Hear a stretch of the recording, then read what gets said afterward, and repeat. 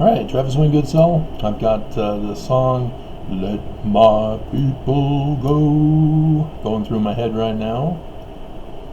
And so I thought I'd do another Mormon Messiah video to add on to the series. And we'll go into Adult Moses. I'm going to have to stop in about 10-12 minutes. So I'll continually be looking over here as I'm working on another project at the same time. And I can't pause because pause causes problems with the mouth to audio. Alright, so Exodus chapter 2, verse 11. And it came to pass in those days when baby Moses was all grown up. So I've already discussed baby Moses. Real cool. Disappointed that baby Yoda is not going to come out for sale as a doll until like May 25th or something like that. Very disappointing. And so he's in Egypt. He's a prince of Egypt. And he's all grown up, so he's been educated. It would have been in the northern lands, in the northern crown kingdom. I guess that would be Norco in Spanish, wouldn't it? And so he goes out to his brethren, the people, and looked on their burdens. So, yeah, the people in America, if you've been paying attention to the whole series, this is for Mormons only. So everything is likened unto Mormons. This is the Mormon prophecy of the last days Messiah, the Moses as referred to in the Doctrine and Covenants. And he sees that the people of the United States are suffering, and even finds out that the United States is causing Utahns to suffer as well. He spies an Egyptian smiting a Hebrew, one of his brethren. And he looked this way and that way, and when he saw there was no man, he slew the Egyptian. There are different versions of this. The one that the biblical author got approved as the official version is that he actually slayed the Egyptian. There are others that tell a different story, that he was set up, framed, similar to Joseph from the Egyptian tale of two brothers. And so there are lots of errors in the Bible. This is likely one of them, but it depends on which historical character he's trying to claim as Moses in this passage. There are multiple Moseses, as I've discussed previously. Nevertheless, there's an incident of murder, and so he ends up getting kicked out. But we'll go over 13 first. Went out on the second day, behold, 2 men of the Hebrews strove together, and he said to them that did the wrong, and he said unto him that did the wrong, wherefore smitest thou thy fellow? And he said, who made thee a prince and judge over us?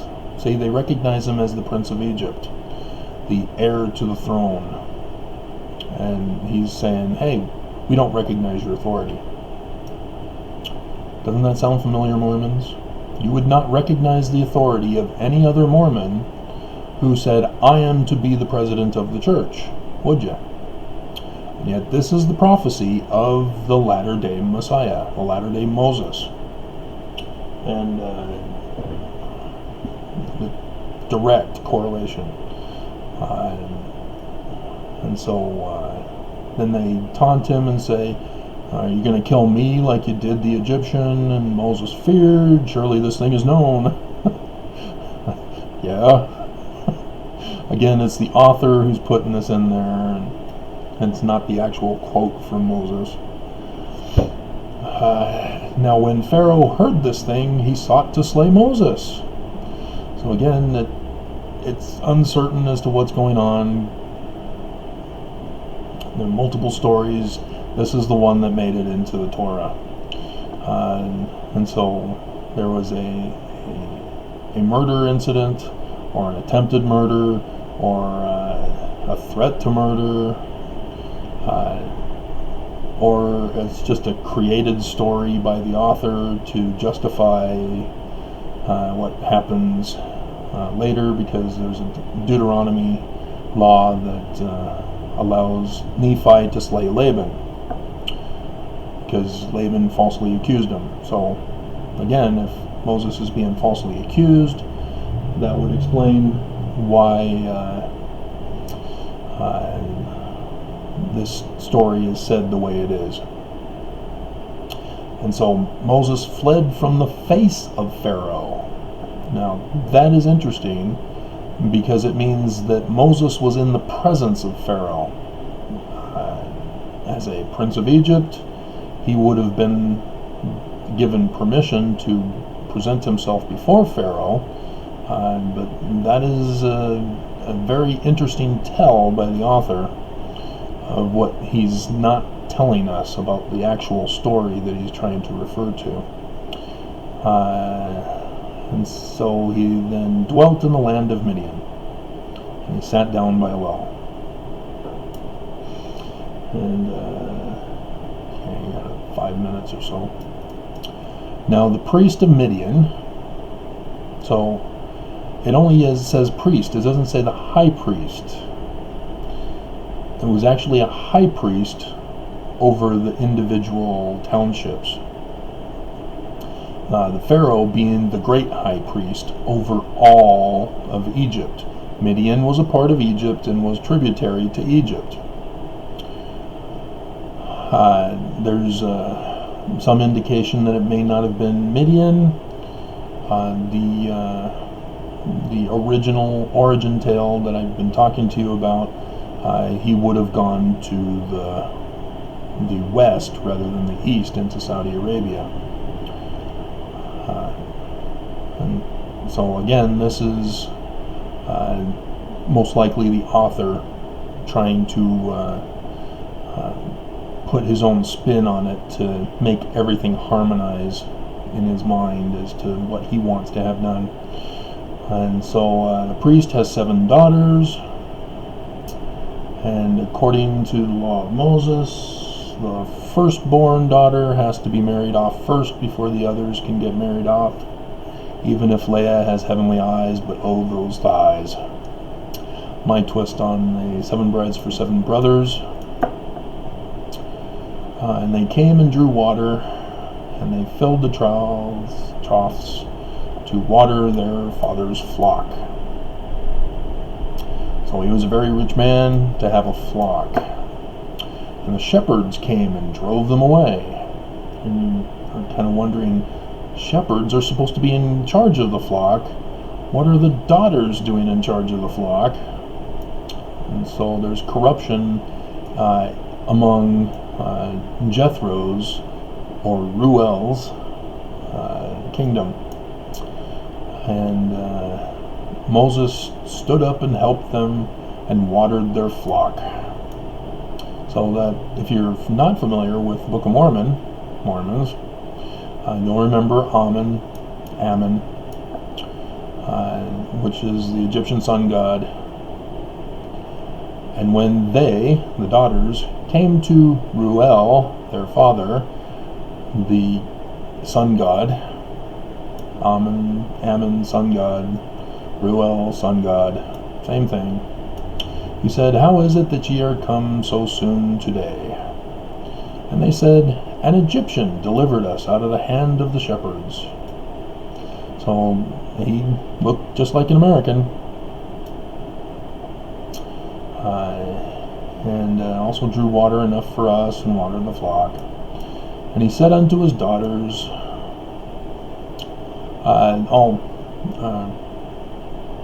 Ruel, Ammon, sun god. That's the name that I did in the other video for the Messiah. And he said unto his daughters, "Where is he, that he may marry my oldest daughter, so that you more beautiful daughters can be married? Call him that he may eat bread." That's just traditional politeness. Okay, we're down to the final minutes. So yeah, we'll get to 21 when I get back. Okay, I'm back.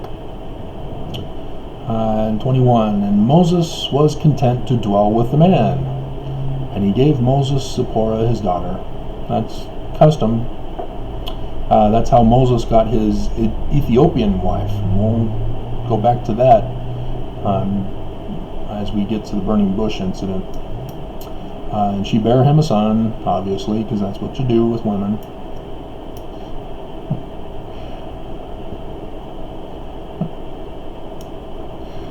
I'm in one of those moods today, I guess. And he called his name Gershom, for he said, "I have been a stranger in a strange land." So being in Utah, it's like being a stranger in a strange land. Coincidentally, Midian would actually be Utah, symbolically, for the last days Messiah. And we'll get to that as he goes to the top of the mountain. And it came to pass in process of time that the king of Egypt died. And the children of Israel sighed by reason of the bondage, and they cried, and their cry came up unto God by reason of the bondage. And so, how does bondage? Well, you have to pay tribute, and the tribute gets too high to pay. So for the United States, that would be the increase in taxes with the cost of living going up, so that there's more poor people who have to suffer financially. For the church, it would have to do with tithing in order to participate in the religious rituals.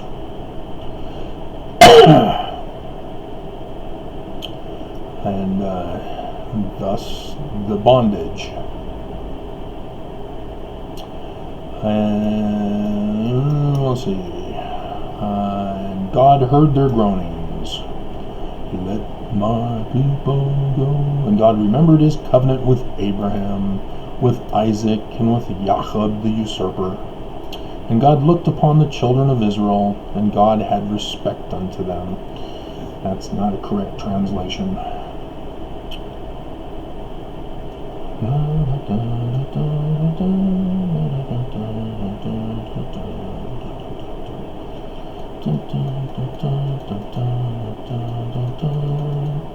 Okay, now Moses is with a different guy, Jethro.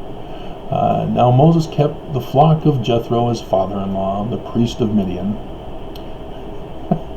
So did Pharaoh die?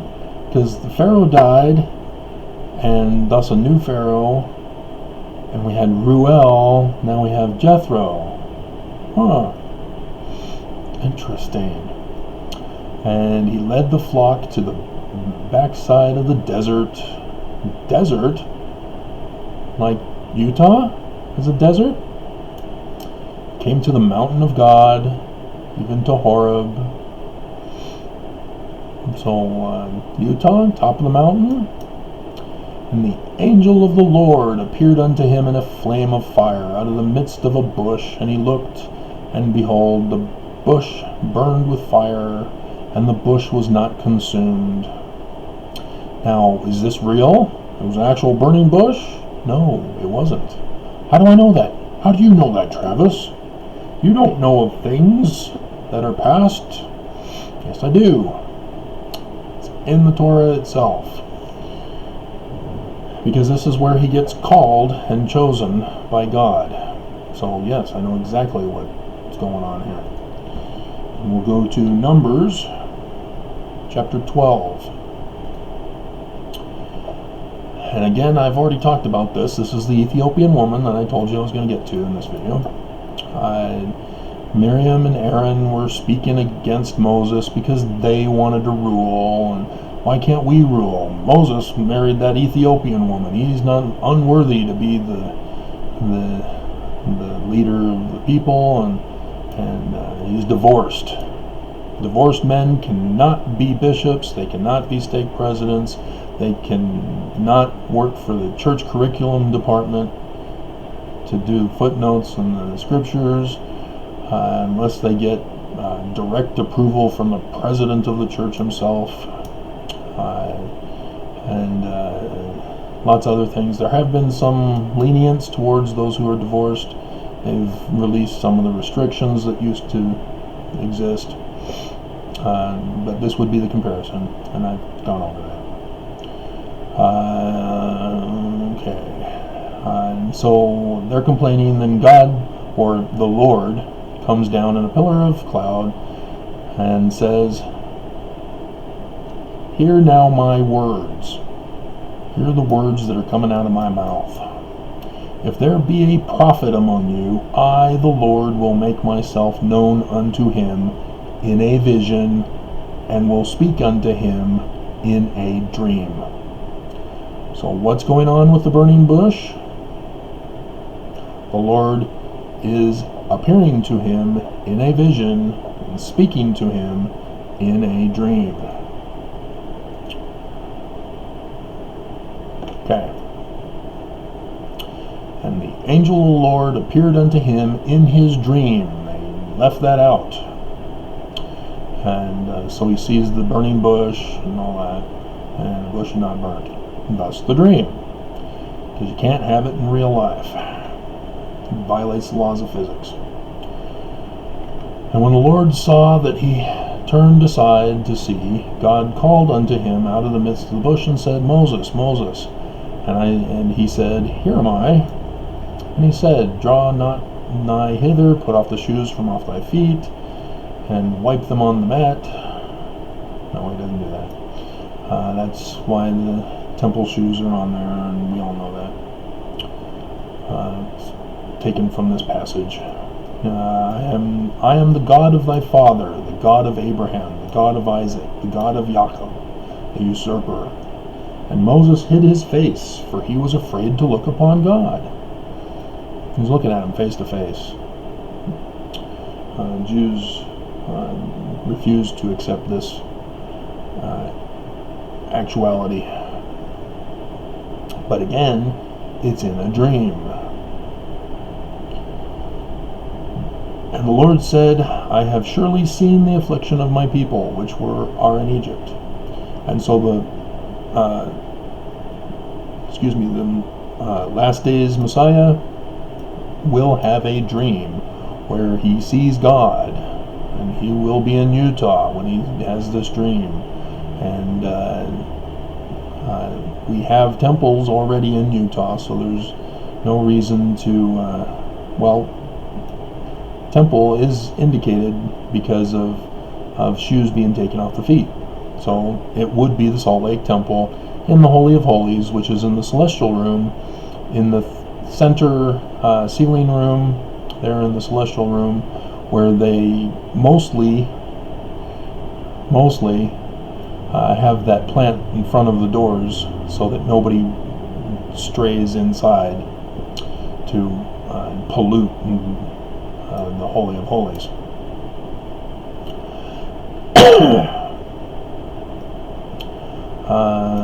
Okay, and so Lord saying, "Hey, time to free the people.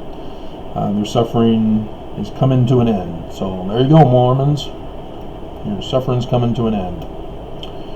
"And I am come down to deliver them out of the hands of the Americans, to bring them up out of that land unto a good land, and a large, unto a land flowing with milk and honey, and unto the place of the Canaanites, and the Hittites, and the Amorites, and the Perizzites, and the Hivites, and the Jebusites. This is all symbolic for the latter days. It's not actually Jerusalem. It's not actually Israel. It's not actually Canaan. It is America. And since America is the promised land, it's not much of a travel. Now therefore, behold, the cry of the children of Israel is come unto me. I have seen their oppression wherewith the Americans oppress them. Come now therefore, and I will send thee unto the President of the United States, and the President of the Church of Jesus Christ of Latter-day Saints, that thou mayest bring forth unto my people, the children of Israel, the Mormons, out of America. America is supposed to collapse.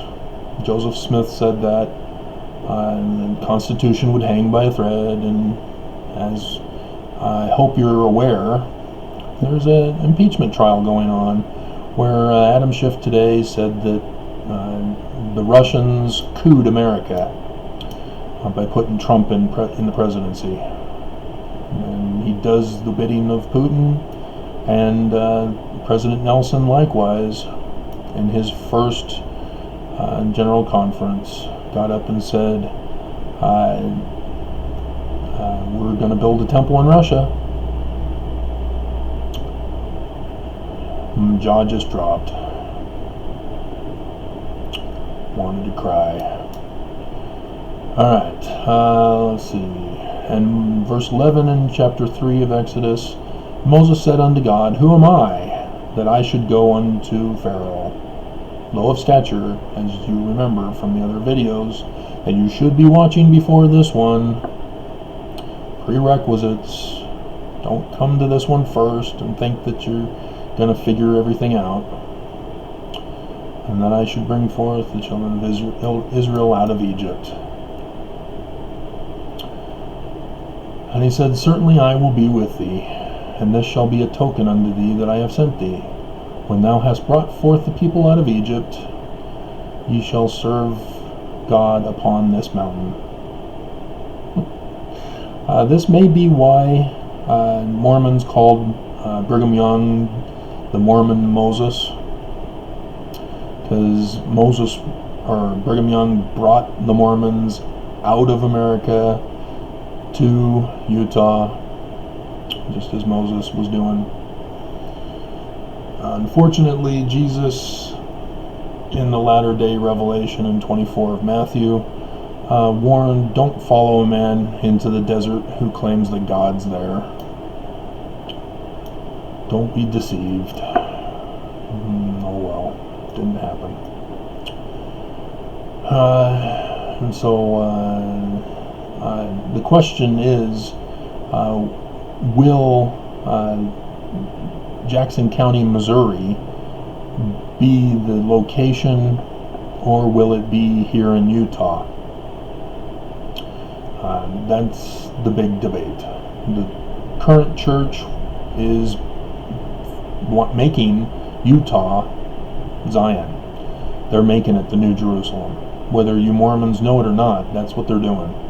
They have no plans to go back to Jackson County independence, Adam on Diamond. Did I talk about? I didn't. Not with this series. I did it on other videos. Adam on Diamond is the great priesthood meeting, as all Mormons know. The great priesthood meeting is where Jesus is to come back for the second coming, as the mistaken tradition is, and receive all the keys of the priesthood through all generations of time and throughout all eternity, and give it to Jesus so that he can reign on earth. As you've been paying attention to the previous videos, right? You haven't been skipping ahead. You found out that it's not the second coming of Jesus. It's not Osiris who's coming back. It's Horus, the sun, who's going to restore the kingdom. That's the Moses of the latter days. I don't know why I keep turning over. It's a habit. He's the one that's prophesied, because Osiris does not fulfill the prophecies. Horus does. Horus doesn't die. Osiris dies. Joseph Smith failed to be Horus. He died. He was Osiris instead. That's how it works. And so, according to the narrative, Utah is the place. Because Moses leaves Egypt and goes back to Horeb here in the Sinai Desert to the east. But that's the whole point. It's to the east, as Egypt is in the west. So there's a bit of conflict or controversy there. It could have something to do with the prophecy of Moses being taught in the northern kingdom, in Norco. The places west of Utah are California, Oregon, Washington, and Nevada. Arizona, sort of.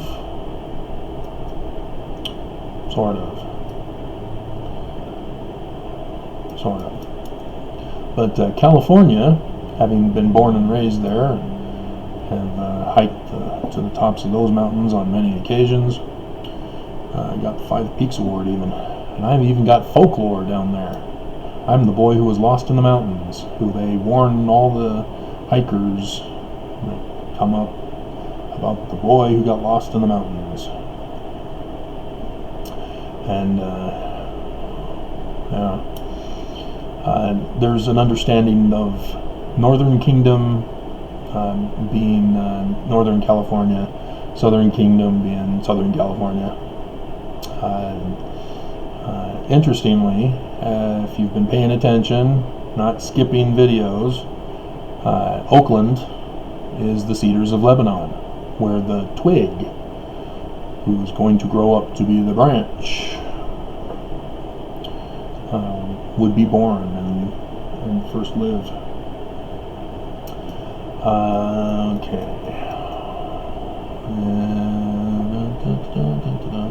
And so it's still a debate whether it's because of, but if this is a prophecy that he lives in California, as Ezekiel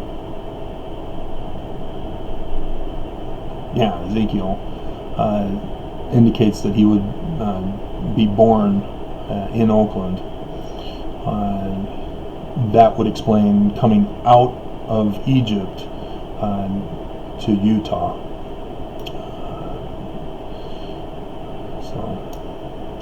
Interessante, but again, Utah is west of Independence, Missouri as well. So we'll just have to let history determine what the actual interpretation is, or the need to correct. That's a higher probability here, is that the author was mixing things around and missing things and not getting it right. And Moses said unto God, Behold, when I come unto the children of Israel, they shall say, The God of your fathers hath sent me unto you, and they shall say to me, What is his name? What shall I say to them? I am that I am. And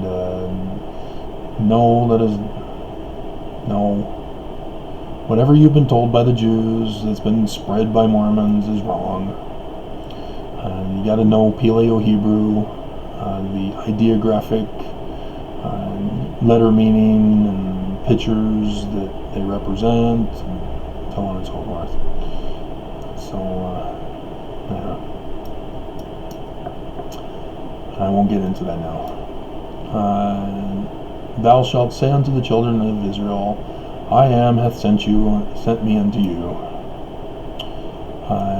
And so he's talking about a God that they once knew, but no longer used.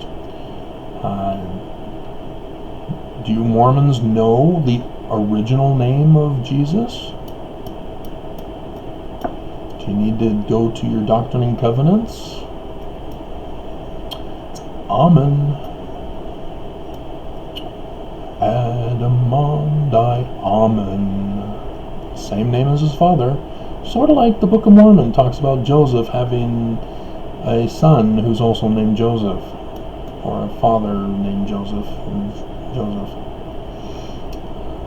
Not a coincidence. And God said moreover unto Moses, that thou shalt say unto the children of Israel, to the Mormons, the Lord God of your fathers, the God of Abraham, the God of Isaac, the God of the usurper, hath sent me unto you. This is my name forever, and this is my memorial unto all generations. Yah is an Egyptian god, by the way. Yah Moses was the first pharaoh of the 18th dynasty. Now this is very interesting. In verse 16, everybody misses this, even Jews. Go and gather the elders of Israel. The Book of Mormon covers the elders of Israel, don't they? Because Zoram thought that Laban had been out among the elders of Israel. And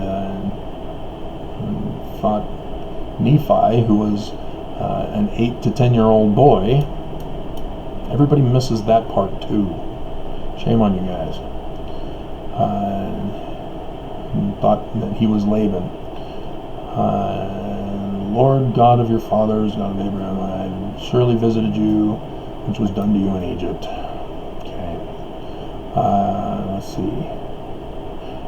And I am sure that the king of Egypt will not let you go, no, not by a mighty hand.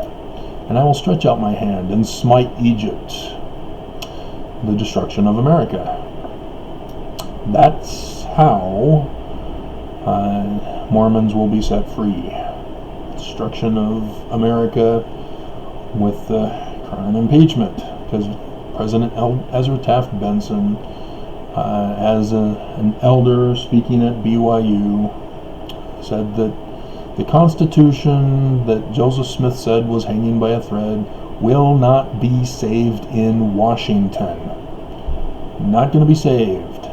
Mitt Romney and Mike Lee will either betray Mormons in America, or they won't be enough to overrule the decision. Let's see. You shall not go empty. Let every woman borrow of the neighbor. Alright, let's get to the lawsuit. And Moses answered and said, but behold, they will not believe me. Mormons aren't going to believe me. They're going to think I've got some Messiah complex. Nor hearken unto my voice, for they will say, the Lord hath not appeared unto thee. You're crazy. You need to be locked up in the state hospital. And the Lord said unto him, what is in thine hand? A rod. The iron rod is the word of God. It became a serpent. This is where doctors get their sign from, because Moses uses it for healing purposes, but this is also his right to rule.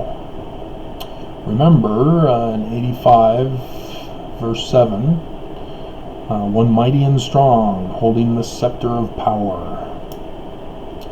And that's the rod of the serpent rod. That's for the Egyptian pharaohs. And so Moses is going to confront Pharaoh for a lawsuit to take claim of the church and let my Mormons go. Put forth thine hand and take it by the tail. And it became erect. Yes, everything is sexual, guys. I've already gone over that. If you've been following the proper order.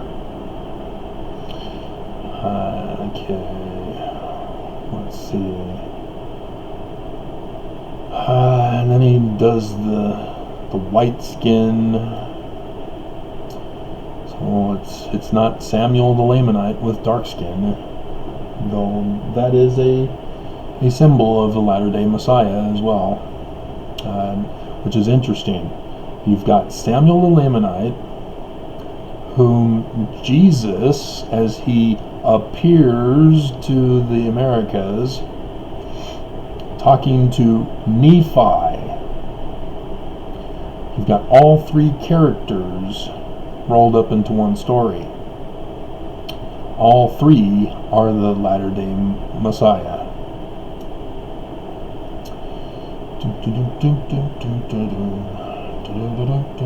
No, I lost where I am. Okay, there it is. Okay, and then comes flesh.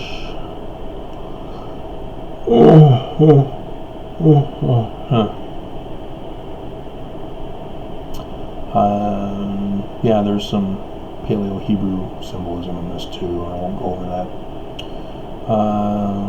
Signs, more signs.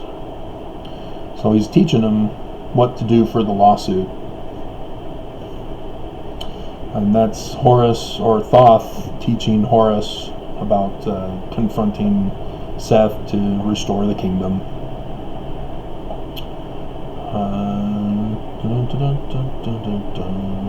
Moses said, I am not eloquent, neither hithertofore, nor hence shall be spoken unto thy servant, for I am slow of speech and of a slow tongue. This is interesting because the book of Jasher says that the reason for this is because of the coal incident. I believe I've told you about that in this series. Baby Moses, it would have been under baby Moses, touches the coal, so he would have burned his hand, thus the leprous snow from the blister, and the tongue burnt as well for the speech. Impediment, which is not really an impediment. It's more of can't have spicy hot foods.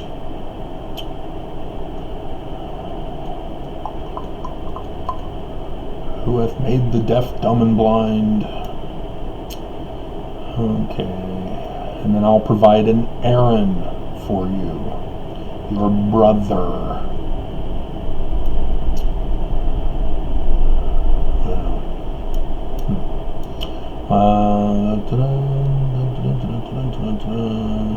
And yet, despite Aaron being the spokesperson, Moses, when he confronts Pharaoh, ends up being the spokesperson anyway.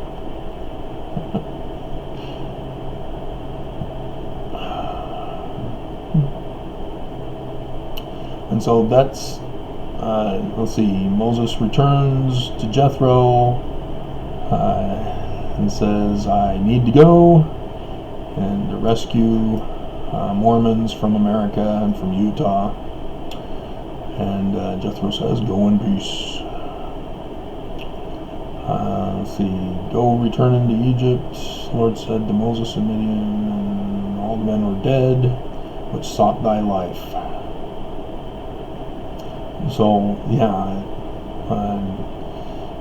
Moses will get accused of being crazy, like Abinadi, as well as a threat, a violent threat, and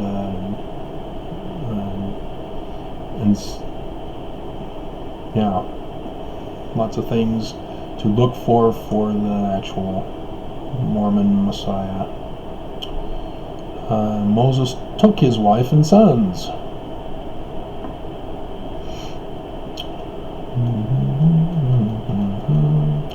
And that's the reason why Aaron and Miriam are all upset with the Ethiopian wife that he'd been divorced previously.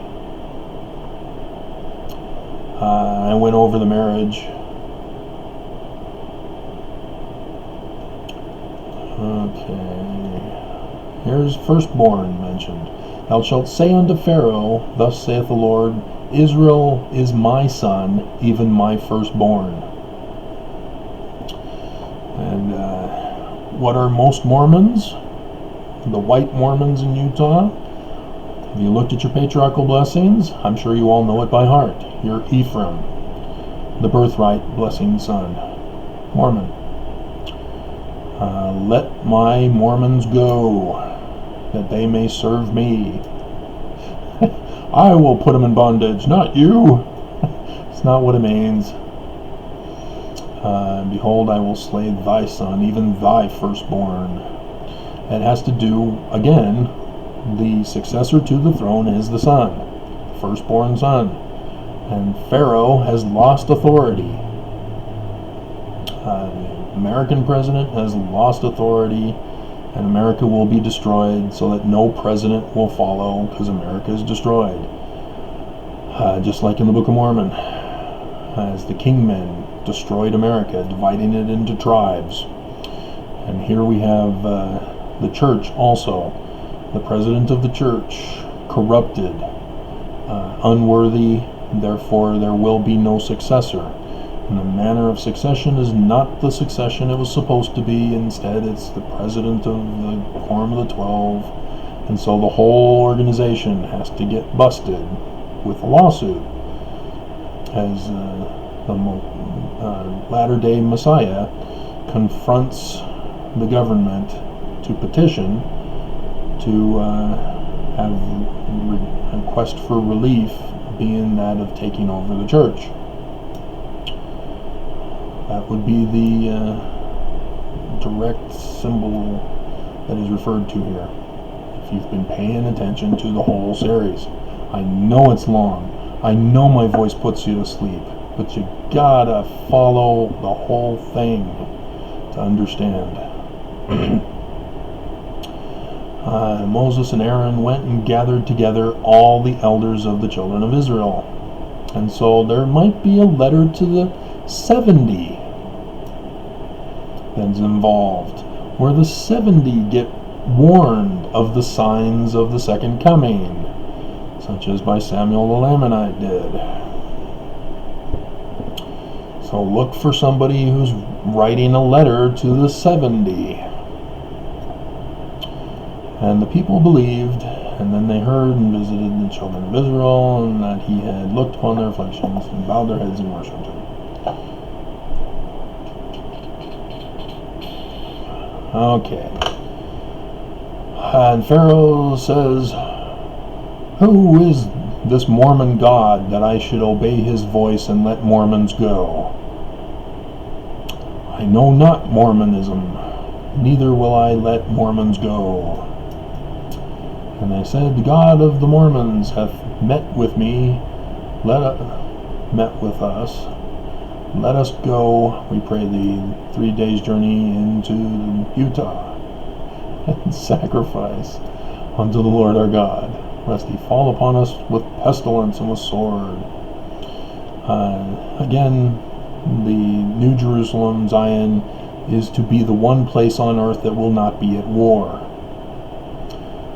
So America will go into war, and apparently the Messiah will be able to get a place of land that will preserve Mormons and those who choose to go. But if you pay attention to the rest of the story after he gets to go, lots and lots of arguing, lots and lots of contention, lots and lots of complaining, lots and lots of excommunications. So Mormons are going to be stubborn. They're not going to like having their church destroyed. We had it good in the church. Tithing was to the Lord. If they decide to gain interest on it, so be it. Who cares if they neglected the poor and gave us burdens? Alrighty, and so Pharaoh obviously keeps refusing, even though Moses puts forth the case, hey, I'm the legitimate heir.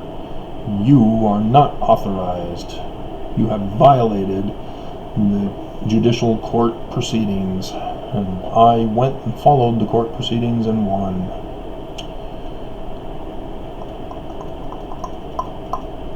Alright, so everything gets worse because that's what corrupt people do. They think to rub it in by making your life more miserable. Let's see.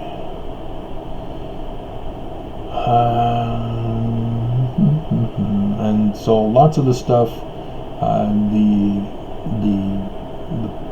flies, the river turning to blood, that's all part of the original narrative and the inundation of the Nile that happens on a yearly basis. And it's mixed with other stuff, such as the volcanic eruption that happened almost a millennium prior to Moses Akhenaten as one of the Moseses. So yeah, the author's getting kind of confused here. But Passover is involved, as the Jews celebrate Passover by setting out a place setting for Elijah, the god Yah. Like I said, Father is the name of the Son, and the Son is the name of the Father. The Sun God.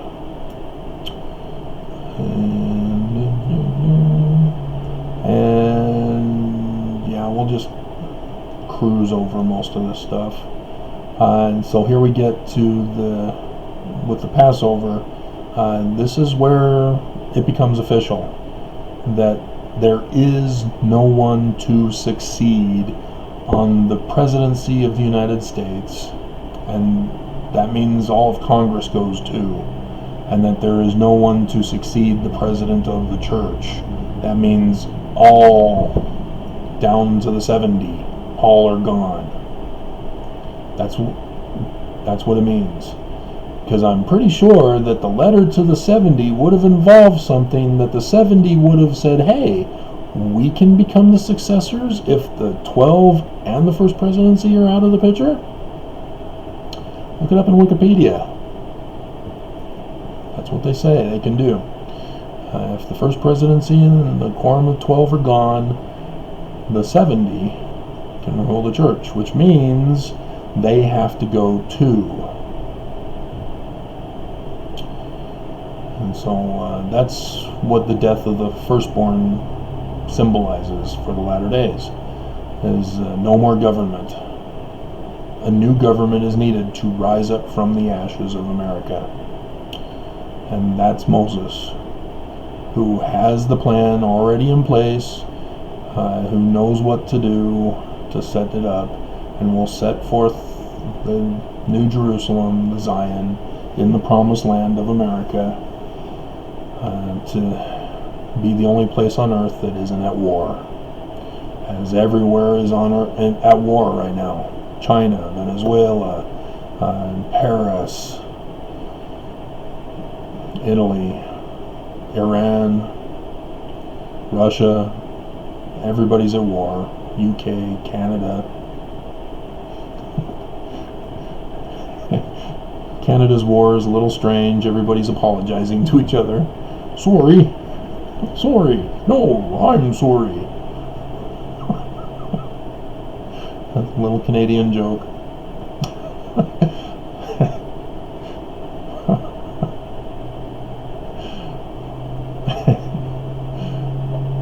You know, they like to get us back, saying that we don't have all 50 states memorized, whereas they have all of their provinces memorized, and that their air is cleaner than ours.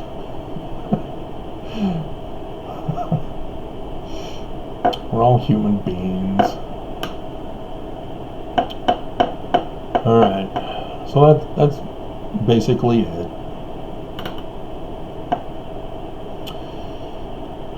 So, yeah, the Doctrine and Covenants, it talks about Moses leading people to the Promised Land. just as Moses, and Jeremiah 23. I went over those previously.